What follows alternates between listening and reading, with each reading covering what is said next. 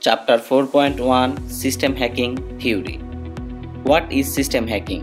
বা system hacking কি? System hacking যা মূলত একটি সিস্টেমের আনঅথরাইজড অ্যাক্সেস করাকে বোঝায়। সিস্টেম হ্যাকিং হয়ে থাকে মূলত তিনভাবে: সিস্টেমে ভালনারেবল সার্ভিস ব্যবহার করা হলে, বা সিস্টেমের পাসওয়ার্ড ক্র্যাক করার মাধ্যমে, কিংবা সিস্টেমের ম্যালওয়্যার সেন্ড করে ইনস্টল করার মাধ্যমে। ভালনারেবল সার্ভিস বলতে সিস্টেম ইউজার এমন কোনো সার্ভিস ব্যবহার করছে যা পুরনো বা ব্যাকডেটেড সফটওয়্যার যা এক্সপ্লয়েট করা যায় এমন সার্ভিসকে বোঝায়।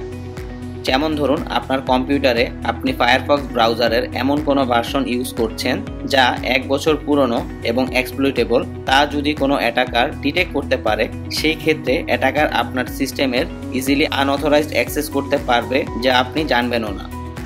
তো ভালনারেবল সার্ভিসের কারণে সিস্টেম হ্যাকিং এর ক্ষেত্রে ইউজারের কোনো ইন্টারেকশনের প্রয়োজন ছাড়াই একজন অ্যাটাকার ইউজারের সিস্টেমের আনঅথরাইজড অ্যাক্সেস করতে পারে।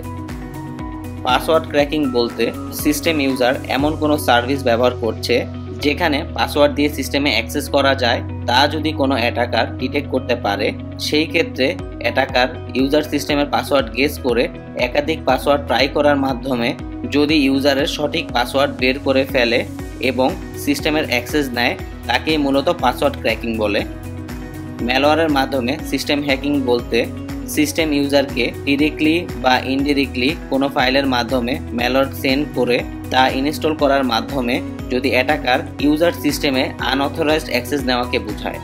তো ম্যালওয়্যারের কারণে সিস্টেম হ্যাকিংয়ের ক্ষেত্রে ইউজার ইন্টারেকশনের প্রয়োজন হয়, অর্থাৎ একজন অ্যাটাকার ইউজারের সিস্টেমে আনঅথরাইজড অ্যাক্সেস করতে ইউজারকে দিয়ে ইউজার সিস্টেমে ম্যালওয়্যার ইনস্টল করানোর মাধ্যমে ইউজার সিস্টেমে আনঅথরাইজড অ্যাক্সেস নিতে পারে।